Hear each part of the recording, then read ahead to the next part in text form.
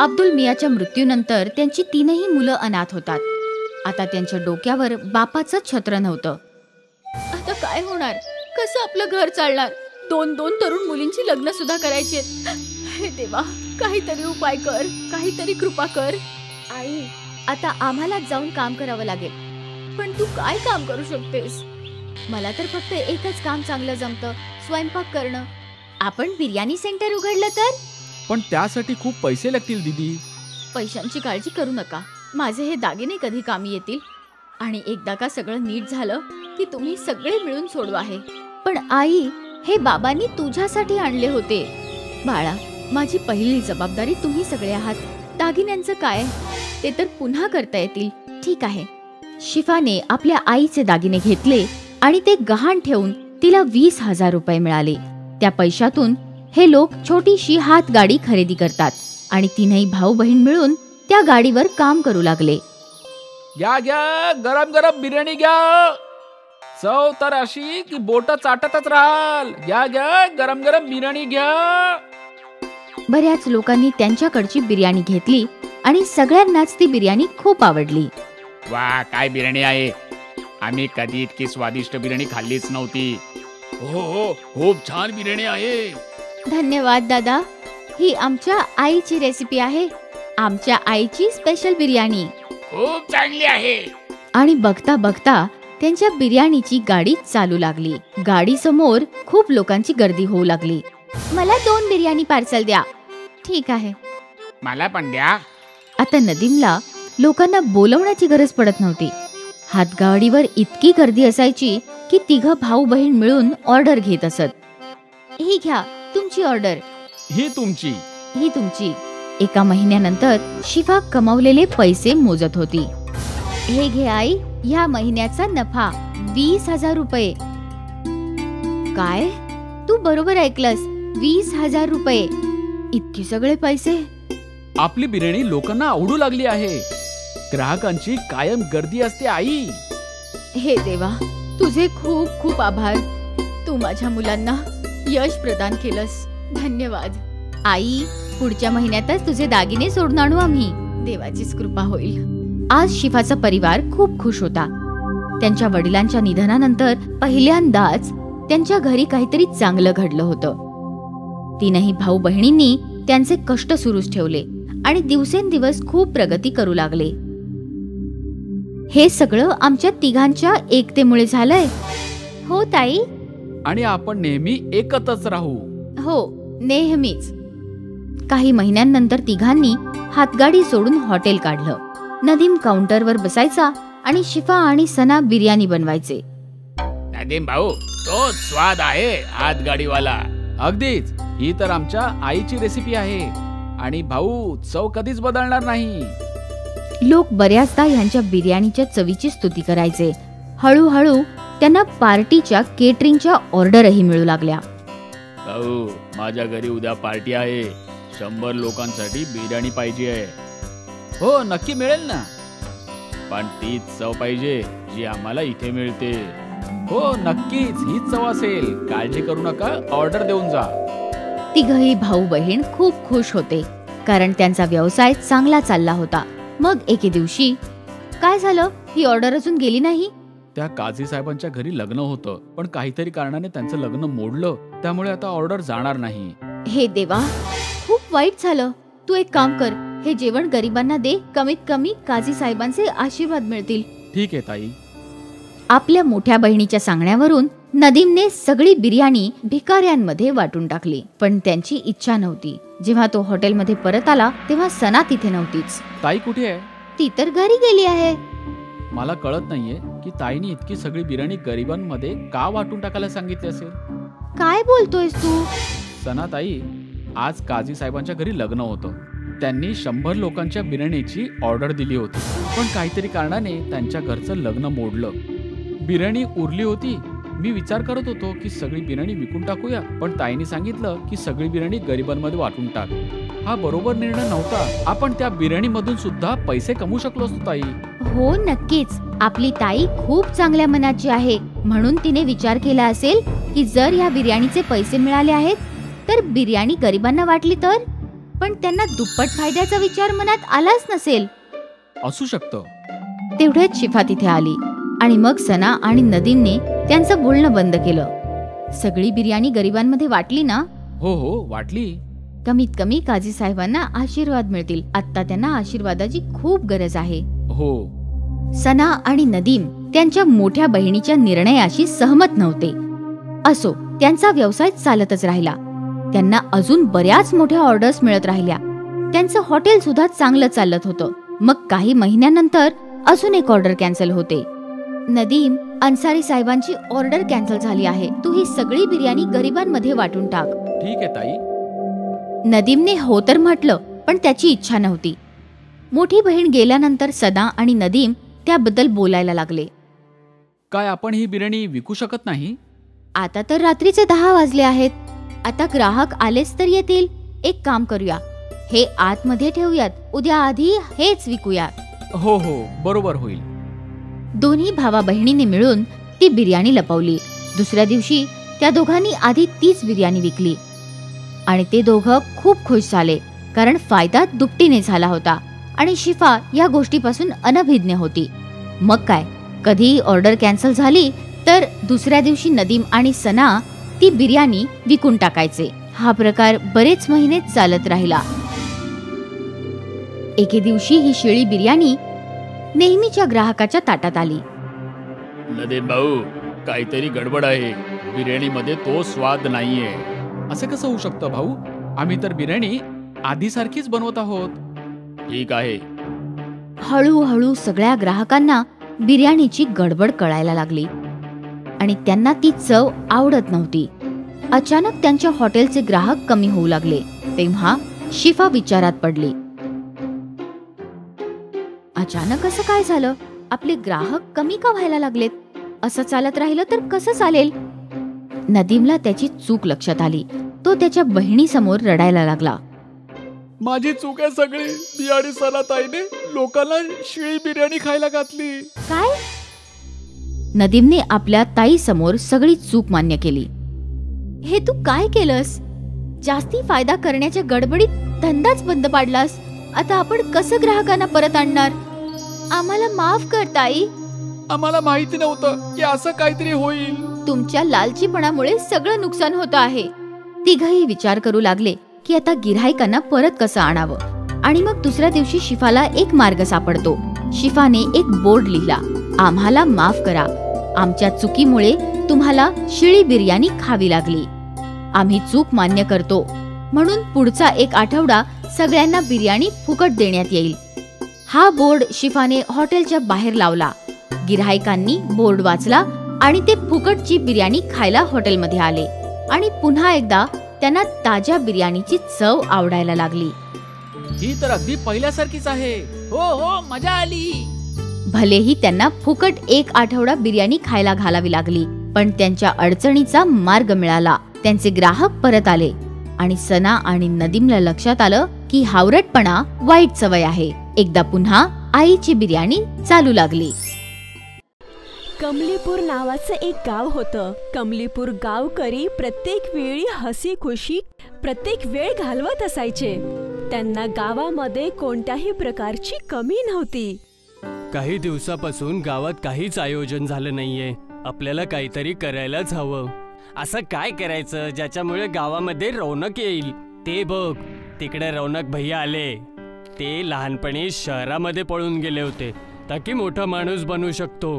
चल जाऊन विचारूया हे गावात का आलेत.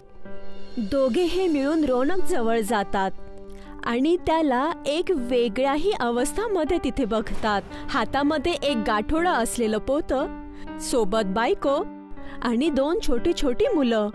ते दोघेही आश्चर्य व्यक्त करून त्या रौनकला विचारतात, तू तर तोच रौनक आहेस ना, जो लहानपणी गावातून पळून गेला होता?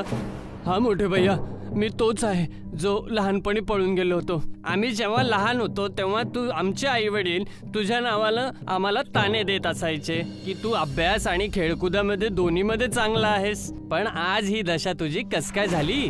ही बरोबर वेळ नाहीये भाऊ बोलायची. माझी बायको आणि पोरं खूप दिवसापासून उपाशी आहेत. आम्ही 400 किलोमीटर गावातून पायी चालत आलेलो आहे. होत असेल तर 2 वेळेचा अनाजच द्या मला खायला, मी ते तुम्हाला वापस करेल. तू तुझ्या जुन्या घरी जा आणि राहिली गोष्ट जेवणाची आणि अनाजची तर त्याची चिंता नको करू. मी सरपंचाला सांगून तुझ्या घरी जेवण पोचवून देईल. खूप मेहरबानी होईल मोठे भाऊ. रौनक त्यांच्यासोबत बोलणं करून त्याच्या जुन्या घरी, म्हणजे पूर्णपणे कबाड झालेला आहे, तिथे तो जातो. अहो, तुम्ही आम्हाला सांगितलं का नाही की आपण शहरामधून गावाकडे का आलोयत आणि आपली मदत कधीपर्यंत करणार हे गावकरी? आपल्याला काही ना काहीतरी करावंच लागेल ना. मी त्यांना काय सांगू? की हे सांगू की शहरामध्ये खूप कर्ज झाल्यामुळे आपण तिथून पळून आलोय? जे आपल्याला 2 वेळचं जेवण मिळत आहे ते सुद्धा नसतं मिळालं. बरोबर बोललात तुम्ही. चांगलं हेच आहे की तुम्ही कुणाला काहीच बोलू नका. दुसऱ्या दिवशी रौनक गावाचे सरपंच त्याला जाऊन भेटतात आणि त्याला सगळं काही समस्या सांगतात. तू आता शहरात जायची चिंता नको करूस, बल्कि इथं आला आहेस तर इथेच तुझा व्यापार सुरू कर.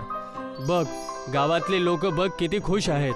ताजी हवा, ताज्या भाज्या खाऊन इथेच गुजारा कर. आपल्या बायको आणि पोरांना अजून कष्ट नको देऊस. बरोबर बोललात तुम्ही सरपंचजी. मी आता असंच करेल. शहरामध्ये मी पाणीपुरी बनवून विकत होतो. पाणीपुरी हे काय असतं हे तर मी पहिल्यांदा ऐकत आहे. मी गोलगप्प्यांची गोष्ट करत आहे. माझी पत्नी रेणुका गोलगप्पे बनवत होती आणि मी शहरातल्या गल्लीमध्ये रिक्षा चालवत होतो. आता रिक्षाची काय गरज आहे? तू आता एक काम कर, इथेच तुझे ते गोलगप्पे बनवून विकायला सुरू कर. त्यामुळे थोडीशी तुझी आमदनी पण होईल आणि गाववाल्यांना तुझ्या गोलगप्प्याची चव पण कळेल. त्याच्या काहीच दिवसानंतर रौनक आणि त्याच्या बायकोने मिळून पाणीपुरीचा एक ठेला चालू केला. थोडीशी जमीन राहिली होती, त्याला सुद्धा गिरवी ठेवून हे काम चालू केलंय. देव करो आणि सगळं ठीक हो. रौनकने पाणीपुरीचा गाडा सुरूच केला होता की तेवढ्यात लगेचच रिक्षावाला सचिन पोहोचतो आणि म्हणतो, रौनक भैया, दुकान उघडली पण चेहऱ्यावरून रौनक कुठून गेली? अरे काय सांगू, दुकान उघडून 1 तास झालाय पण अजून कोणी दिसलं सुद्धा नाहीये. किती रुपयाला दिले हे गोलगप्पे? फक्त 10 रुपयाचे, ते पण 5. अच्छा, मग 1 प्लेट लावून टाका. रौनक पाणीपुरी सचिनला देऊ लागला. ती पाणीपुरी खाल्ल्यानंतर सचिन तिथे बोलला, हे तर अमृतासारखे लागताय. पागल आहेत हे लोक जे गोलगप्पा तुझ्याकडे नाही खात आहेत. मी रिक्षामध्ये फिरत असताना सगळ्यांना हे सांगत राहील. तुझी खूप मेहरबानी होईल मोठे भाऊ, तू जर असं केलंस तर. काही दिवस अजून निघून जातात. रौनक आणि रेणुकाचा पाणीपुरीचा गाडा चांगला चालू लागतो. तेव्हा सरपंचजी त्याला भेटतात आणि म्हणतात, माहितीये तुला रौनक, मी तुला आज माझ्या घरी का बोलवलंय? काय सरपंचजी? मी तर तेच विचार करतोय. तुझे गोलगप्पे खूप प्रसिद्ध आहे. माझी इच्छा आहे की तू खूप सारे गोलगप्पे बनव आणि आसपासच्या गावामध्ये त्यांना विकून लोकांना खाऊ घालून माझ्यासोबत येणाऱ्या मतदानामध्ये त्यांना प्रचार करून टाक. तुम्ही माझ्या परिवाराची मदत तेव्हा केली होती जेव्हा मी बेघर होऊन शहरातून आलो होतो. तुमच्यासाठी मी हे जरूर करेल. पण आपल्याकडे पैसे कुठून येणार आणि आपण एवढे सगळे पाणीपुरी बनवणार कशी? आपल्याला बनवावं लागेल. मी त्यांना शब्द देऊन आलोय. आपल्याला आपलं थोडंसं शेत विकावं लागेल. त्याला तर पहिल्यापासूनच गिरवी ठेवलं आहे. कमावून नवीन घेऊ, त्याची चिंता नको करूस. रौनकने त्याची राहिलेली जमीनही विकली आणि खूप सगळी पाणीपुरी बनवून तयार केली आणि सरपंचीला म्हणाला, जी सरपंचजी, मी सगळे गोलगप्पे बनवून तुमच्या घरी पोहोचवले आहेत. माझे पैसे? कसले पैसे भाऊ? मी कुठं बोललो होतो की मी तुला पैसे देणार आहे? चेष्टा नका करू सरपंचजी. मी त्यासाठी माझं शेत सुद्धा विकलंय. त्यासाठीच मी तुमच्याकडे पैसे मागतोय. तुझी बुद्धी ठिकाण्यावर तरी आहे. मी तुला 1 रुपया पण देणार नाहीये. निघ माझ्या समोरून. एवढं बोलून सरपंचचे 2 मोठे नोकर तिथे आले आणि रौनकला त्यांच्या रस्त्यामधून हटवलं. हे तर त्यांनी खूपच चुकीचं केलं हो. आता आपल्याला तर जेवायलाही काही मिळणार नाही. आपल्यावरती उपाशी मरण्याची वेळ आली. या गावातून माझं मनच उठलंय बघा. रौनक आणि सरपंचची बाचाबाची पूर्ण गावामध्ये पसरल्यामुळे कोणीही रौनक पासून गोलगप्पे खरेदी करायला नाही आला. तेव्हा सचिन त्याला म्हणतो, मी काही जरुरी कामासाठी शहरात चाललोय. माझी रिक्षा तुझ्या घरी सोडून. या गावामध्ये फक्त तूच आहे ज्याला रिक्षा चालवायचं ज्ञान आहे. तू म्हणत असशील तर मी थोडं याला वापरू का नाही? जोपर्यंत मी येत नाही तोपर्यंत तू याच्यामध्ये सवारी बसवून घेऊन जा. 2 पैसे कमवशील पण आणि आसपासच्या गावामध्ये तुझी ओळख पण होईल. सचिनची रिक्षा मिळाल्यानंतर रोनक खूप आनंदी होतो. तेव्हा रेणुकाने त्याला सुझाव दिला, तुम्ही या रिक्षामध्ये बसून पाणीपुरी गावागावामध्ये पूर्ण विकू शकता आणि त्याचा आपल्याला मुनाफा पण होईल. माझा पण हाच विचार आहे.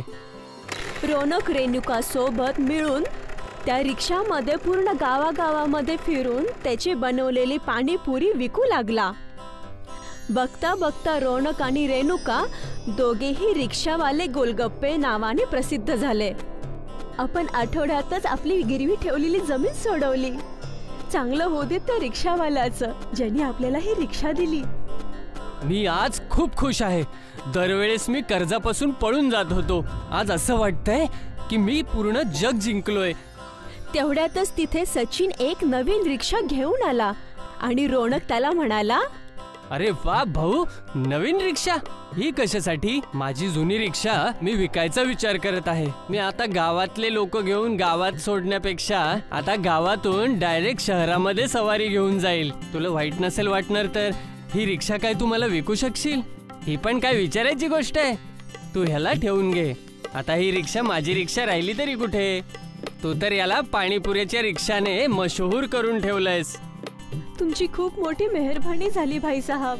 रेणुका आणि रोनकने मिळून त्या रिक्षेला विकत घेतलं आणि दोघेही त्याच्यातून पाणीपुरी विकत असायचे. प्रत्येक जण खूप आनंदाने रिक्षा पाणीपुरी खात असायचे. आता त्या दोघांचा व्यापार आणि घर खूपच चांगलं चालू लागलं होतं. मी सांगितलं होतं ना, आपल्या पाणीपुरीचा व्यापार एवढा चालेल की तुम्ही बघतच राहाल. हो सुमन, आज तुझ्यामुळेच तर आपण या गरिबीतून वर आलेलो आहोत. नाहीतर आपलं काय झालं असतं कोण जाणे.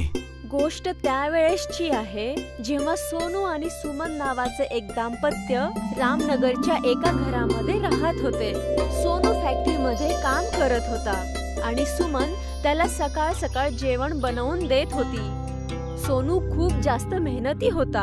अरे यार, एवढी मेहनत का करतोयस? तू तर या कंपनीला स्वतःचीच कंपनी समजतोयस. वहिनीने एवढं सुंदर जेवण पाठवलंय, तू ते नुसतं ठेवूनच दिलेस. लवकर डब्बा उघड, मला भूक लागले बाबा. लवकर सांग काय आणलंयस आज? अरे माझ्यापेक्षा घाई तर तुला आहे डबा उघडायची. आता तर लंच टाइम झालाय, जरा थांब. अरे बाबा, लंच करायचा तर लवकर कर आणि लवकर तो डबा उघड माझ्यासाठी. मला तर वहिनींच्या हातचंच जेवायचंय बाबा. अरे हा बाबा, थांब जरा थांब. हात वगैरे तर जरा धुऊ देत. सोनू आणि आकाश हात पाय धुवून जेवण करायला सुरू करतात आणि एकमेकांना देत देत जेवण करतात आणि त्यानंतर दोघंही कामाला लागतात. संध्याकाळी ज्यावेळेस कामाची सुट्टी होते त्यावेळेस आकाश सोनूला म्हणतो, अरे यार सोनू, आजचा दिवस कसा होता तुझा? अरे काय नाही यार, नेहमी सारखाच. काही खास थोडीच होता. अरे खास काय होतं ते आता सांगतो तुला. काय सांगतोस? अरे पण तू एवढा घाबरलायस का? अरे यार, लंच ब्रेक संपल्यानंतर जेव्हा मी बॉसच्या केबिन पाशी गेलो होतो ना, तेव्हा मी ऐकलं की... अरे काय ऐकलंस असं तू? नक्कीच बॉस तुझ्याबद्दल काहीतरी वाईट बोलत असणार, म्हणून तर टेन्शन घेतलंयस तू. अरे ते सगळं तर तो बोलतच असतो रे, पण मी बॉसला असं बोलताना ऐकलं की कंपनीचं खरं तर आता दिवाळं निघतंय. त्यामुळे कंपनीत जे कोणी वर्कर्स आहेत त्या सगळ्यांना कामावरून कमी करायचं आणि हे सगळं उद्यापासूनच सुरू होणार आहे. अरे काय बोलतोस काय? आणि असं झालं तर आपण सगळ्यांनी जायचं कुठे?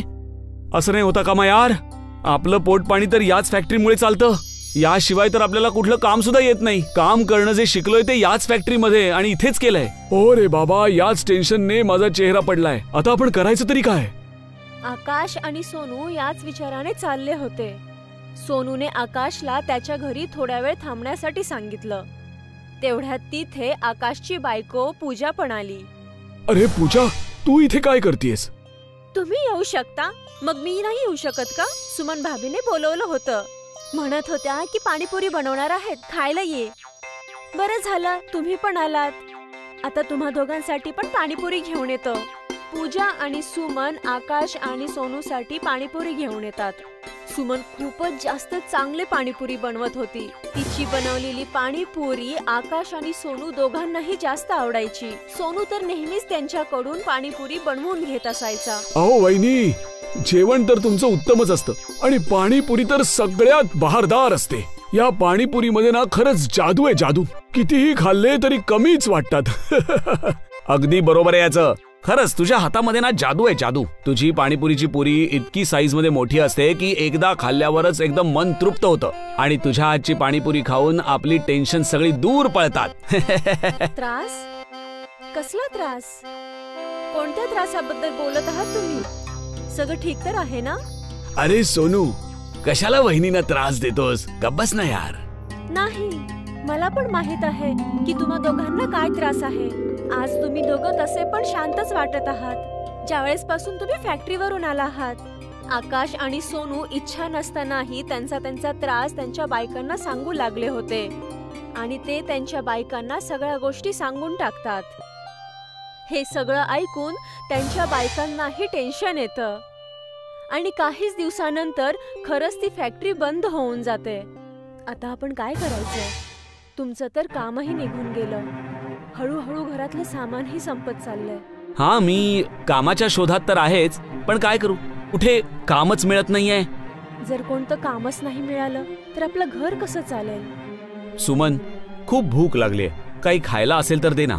काहीच नाहीये जेवायला. फक्त पाणीपुरी आहे आणि थोडंसं पाणी आहे. ठीक आहे, मग तेच आण.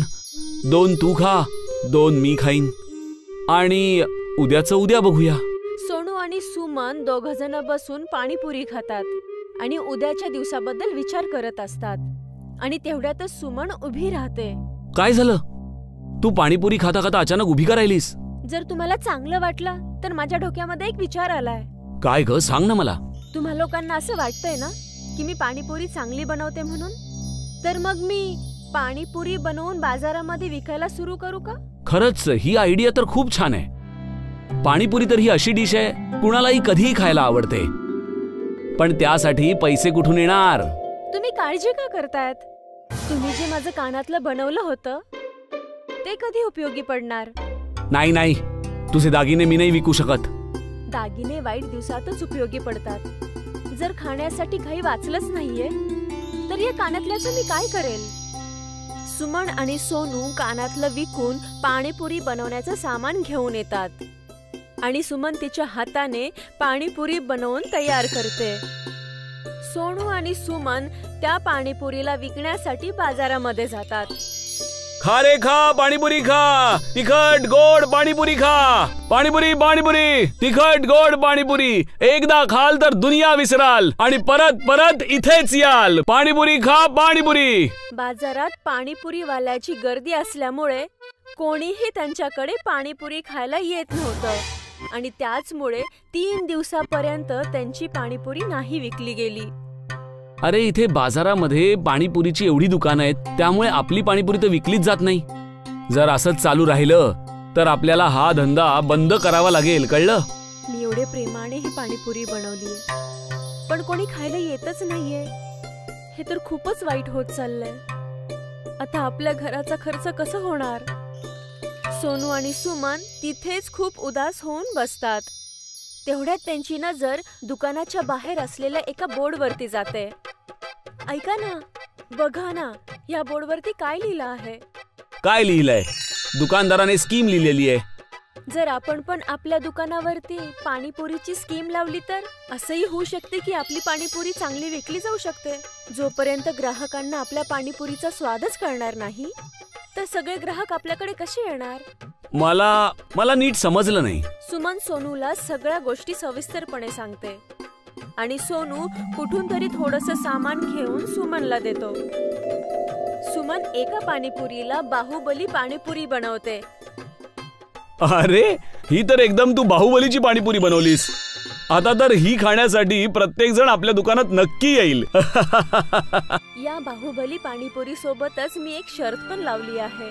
जो कोणी ह्या बाहुबली पाणीपुरीला खाऊन दाखवेल त्याला 100 रुपये बक्षीस दिलं जाईल.